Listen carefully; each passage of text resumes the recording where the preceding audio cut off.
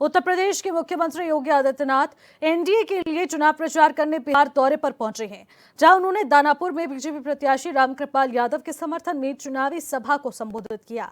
CM ने कहा कि उत्तर प्रदेश और बिहार का संबंध केवल एक संबंध नहीं है, बल्कि एक साझी विरासत है, एक आत्मा का संबंध है, एक संस्कृति का संबंध है और एक संकल्प का भी संबंध है। ये संबंध उसी प्रकार से अटूट है जैसे भावना देखने को मिलती है। अब भगवान राम और मां जानकी का जैसे संबंध है, वही अटूट संबंध बिहार का हमारा है। आगे सीएम ने कहा है कि डबल इंजन की सरकार बिहार में फिर से स्थापित हो। डबल इंजन की सरकार के नेतृत्व में बिहार की विकास की जो तेज रफ्तार और तेज हो जाए। जो कार्य पिछले 20 सालों में नीतीश कुमार के नेतृत्व में एनडीए की सरकार दिखाए हैं, वो गति इसी प्रकार से बनी रहे। इसके लिए अपने बिहार के भाइयों और बहनों का आह्वान करने के लिए आज मैं यहां आया हूं।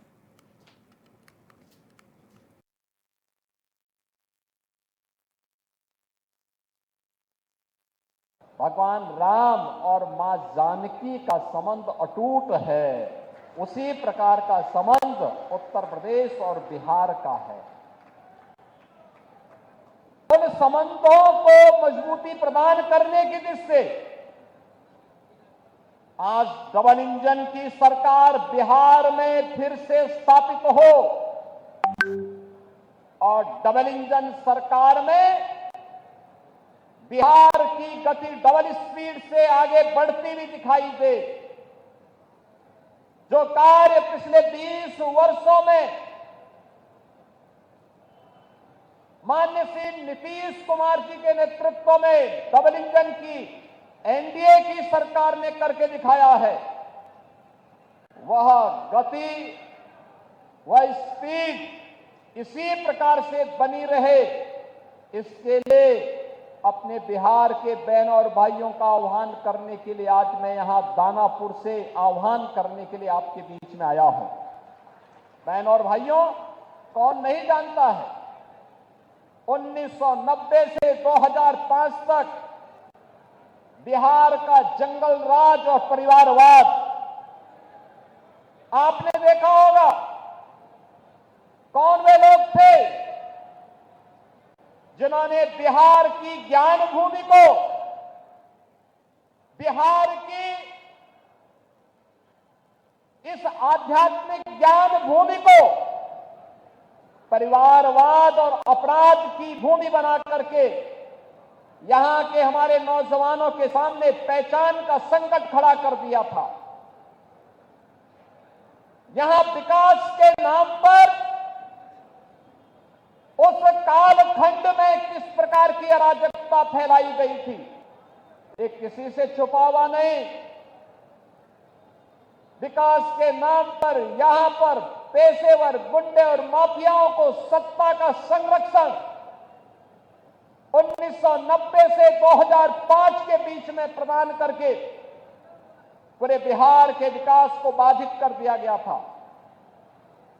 बिहार के नागरिकों के सामने, बिहार के नौजवानों के सामने पहचान का संकट खड़ा हो गया था।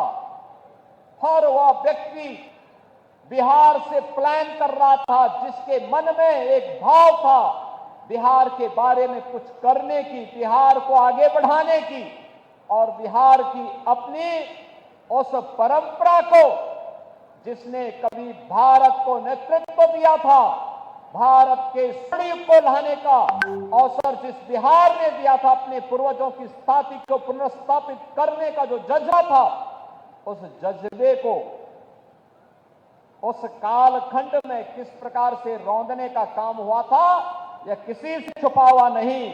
और इसीलिए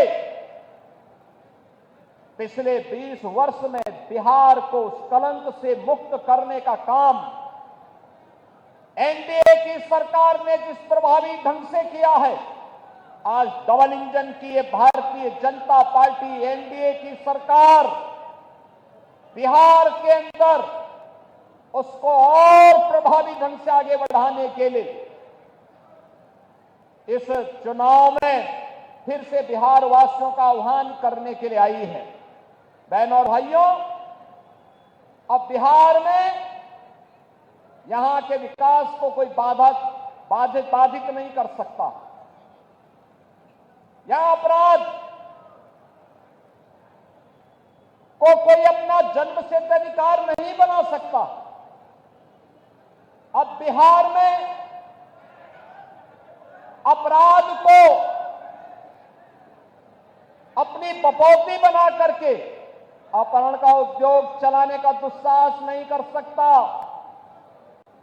अब तो केंद्र सरकार ने और राज्य सरकार ने मिलकर के विकास के जिन कार्यक्रमों को आगे बढ़ाया है, उन कार्यक्रमों में अब पेशेवर माफिया और अपराधी कहीं बाधक नहीं बन पाएंगे। इस दृष्टि से आज एनडीए की सरकार ने बिहार के अंदर भी प्रभावी भूमिका के साथ कार्य करना प्रारंभ किया है। आज बिहार का नौजवान जब बिहार से बाहर जाता है, हर क्षेत्र में अपनी एक पहचान बना के दिखाता है। वह जिस भी क्षेत्र में गया, लेकिन कुछ लोगों ने 1990 से लेकर 2005 तक बिहार के नौजवानों की प्रतिभा को कुंद करने का काम किया था। बिहार के सामने पहचान का संकट खड़ा किया था और बिहार इसकी दंश को लंबे समय तक झेलने के लिए मजबूर हुआ था। एक से एक बड़े घोटाले यहां पर हुए थे। जो पैसा यहां के विकास में खर्च होता, नौजवानों के रोजगार पे खर्च होता, बाढ़ जैसी समस्याओं का समाधान करने के लिए, दियारा के ब्रिजेज के निर्माण के लिए, अमृत योजना में जनता को नगरीय क्षेत्र में बुनियादी सुविधा देने के लिए, हर घर नल के माध्यम से शुद्ध पेयजल की आपूर्ति करने में खर्च होता, वह पैसा यहां पर चारा घोटाले जैसे महा घोटालों में खर्च होकर के बिहार के नागरिकों के सामने पहचान के संकट को खड़ा कर दिया गया था।